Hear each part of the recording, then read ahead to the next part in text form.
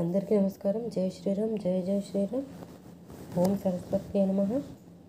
గురుర్బ్రహ్మ గురుర్విష్ణు గురుదేవో మహేశ్వరః గురు సాక్షాత్ పరబ్రహ్మ తస్మై శ్రీ గురవే నమః. శ్రీరామ రామ రామేతి రమే రామే మనోరమే సహస్రనామ తత్తుల్యం రామనామ వరాననే. మనం ముందు సర్గలో సుమంత్రుడు కైకేయిని హెచ్చరించుచు ఆమెకు హితబోధ చేయుటను గురించి తెలుసుకున్నాము. రామాయణము అయోధ్యాకాండము 36వ సర్గము. శ్రీరాముడు వనవాసమును సుఖముగా గడపుటకై ఆయన వెంట పరివారమును పదార్థములను పంపుమని దశరథుడు సుమంత్రుని ఆదేశించుట, అందులకు కైకేయి అభ్యంతరము చెప్పుట, వృద్ధమంత్రి సిద్ధార్థుడు కైకేయికి హితము పలుకుట. సుమంత్రుడు నయన భయాన ఎంతగా చెప్పినను కైకేయి మారు పల్కనందున దశరథుడు తన ప్రతిజ్ఞకు వరముల పరిణామములకు నిట్టూర్చుచు కంటతడి పెట్టిన సుమంత్రునితో మరల ఇట్లు పలికెను. ఓ సుమంత్ర, రత్నములతో సుసంపన్నమైన చతురంగ బలములను రాముని సేవలకై వెంటనే ఆయనతో పంపుము.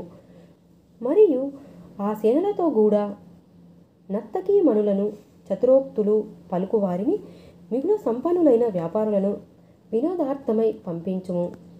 శ్రీరామునకు తోడుగా నుండుటకును మల్ల యుద్ధ ప్రదర్శనాదులతో ఆయనకు ఆహ్లాదమును గూర్చుటకును తగిన వారికి పలు విధములైన సువర్ణములను, రత్నములను, వస్త్రాదులను బహూకరించి వారిని ఆ సేనల వెనుక నడిపింపుము. ముఖ్యములైన ఆయుధములను, నగరవాసులను, ఆహార పదార్థములతో కూడిన బండ్లను, అడవులలో మార్గములను చూపునట్టి ఆటవికులను శ్రీరామునకు తోడుగా పంపుము. శ్రీరాముడు అడవులలో క్రూర మృగములను, ఏనుగులను వేటాడుచు అచట లభించడి తేనెలను ద్రాగుచు వివిధ నదీ ప్రవాహములను దర్శించుచు రాజ్యసుఖములను గూర్చి అచట తలంపడు. నిర్జనారణ్యములలో నివసించడి రామునకై ఎద్దుల పైనను ఒంటెలు మున్నగు వానిపైనను నా ధనధాన్యములను పంపుము. అట్లు నర్చినచో వనవాస కాలమున శ్రీరాముడు ఆయా పుణ్యస్థలముల యందు యజ్ఞములను ఆచరించుచు ఋత్విజులు మున్నగు వారికి యజ్ఞ దక్షిణలను ఇచ్చుచు ఋషులను సేవించుచు అచట సుఖముగా నుండగలడు. మిగుల బాహుబలములు గల భరతుడు ఈ అయోధ్యను పాలింపగలడు. శుభలక్షణ సంపన్నుడైన శ్రీరామునకు సమకూర్పుడు. దశరథుడు ఇట్లు పలుకగా కైకేయికి భయము పట్టుకొనెను. ఆమె ముఖము వెలవెలబోయెను, గొంతు పెగలదాయెను. అప్పుడా కైకేయి విచారగ్రస్తురాలై భయముతో వాడిపోయిన ముఖముతో రాజునకు ఎదురుగా నిలిచి ఇట్లు మాట్లాడెను. ఓ మహాసాధు, ఇతరులు మద్యమును పూర్తిగా త్రాగివేసిన పిమ్మట శూన్యమయ్యున్న సురాపాత్ర వలె అనుభవింపదగిన వస్తువులు ఏమీయూ లేకుండా నిర్జనమైన రాజ్యము భరతునకు అక్కరలేదు అని కన్నులు పెద్దవిగా చేసి సిగ్గు విడిచి నోటికి వచ్చినట్లు మాట్లాడుచున్న కైకేయితో దశరథ మహారాజు ఇట్లు పలికెను. ఓసి దుర్మార్గురాలా, నీవు శ్రీరాముని వనవాస కార్య భారమును నాపై మోపి ఆ భారమును నేను మోయిచుండగా నన్ను నీ మాటల ఈటెలతో ఇట్లు ఎందుకు పొడుచుచున్నావు? నీచురాలా, నీవు ఇప్పుడు చేయుచున్న ప్రతిబంధక విషయమును వరములను అడుగునప్పుడే ఏల ప్రస్తావింపలేదు. వరాంగన అయిన వరములను కోరిన ఆ కైకేయి క్రోధముతో దశరథుడు పలికిన మాటలను విని తన పన్నాగమును దెబ్బతీయుచున్నాడని భావించెను. వెంటనే ఆమె ఇబ్బడి ముబ్బడి కోపముతో ఆయనతో ఇట్లు పలికెను. అయ్యా, నీ వంశము వాడే అయిన సగరుడు తన జ్యేష్ఠపుత్రుడైన అసమంజుని దేశం నుండి వెడలగొట్టెను. అట్లే ఇతనిని వనవాసమునకు పంపుట ఉచితమే. కైకేయి ఇట్లు పలుకగా దశరథ మహారాజు చీ అని ఆమెను చీదరించుకొనెను. అచటనున్న జనులందరూ సిగ్గుతో తలవంచుకొనిరి. అంతమంది ఎదుట ఇట్టి చీదరింపులకు గురి అయినప్పటికీ ఆమెకు చీమ కుట్టినట్లయినను లేకుండెను. ఆ సమయమున సిద్ధార్థుడు అను ఒక వృద్ధ మంత్రి అచట ఉండెను.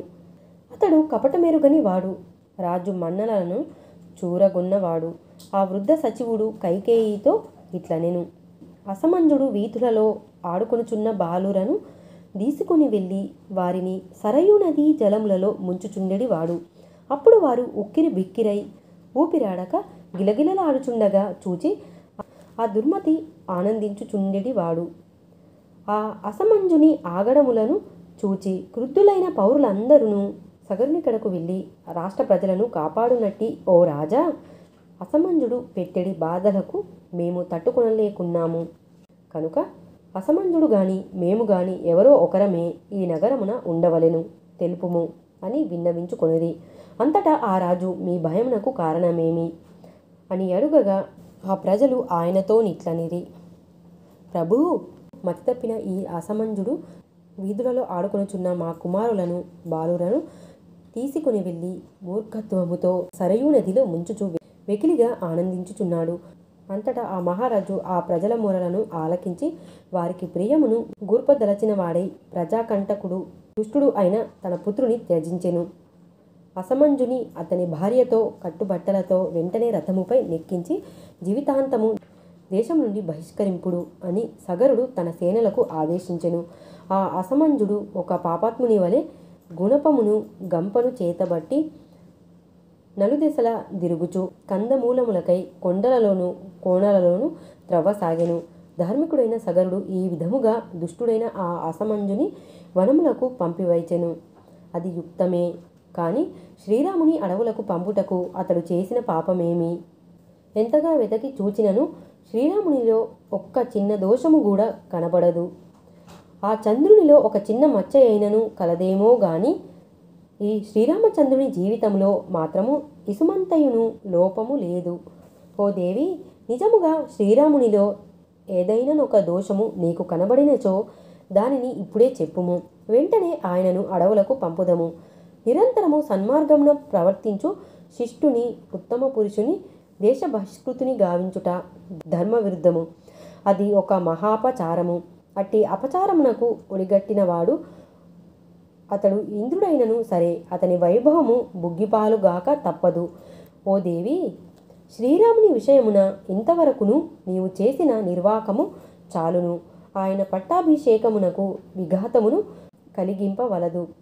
లోకాపవాదము నుండి అయినను నిన్ను నీవు రక్షించుకొనుట మంచిది గదా. శోకముతో కృంగిపోయి దిగాలుగా పడియున్న దశరథ మహారాజు మంత్రియగు సిద్ధార్థుని మాటలను విని దీనమైన స్వరమున కైకేయితో ఇట్లు పలికెను, ఓ దుర్మార్గురాలా, ఈ సిద్ధార్థుని పలుకులు నీకు రుచించుట లేదా? నాకును నీకును ఏది హితమో తెలుసుకొనలేకున్నావా? సత్పురుషుల మార్గమును వీడి పెడదారినబడి దుష్కృత్యములకు పాల్పడుచున్నావు. రాజ్యాధికారమును సుఖ సంపదలను విడనాడి నేనును నేడే శ్రీరామునితో అడవులకు వెళ్ళేదను.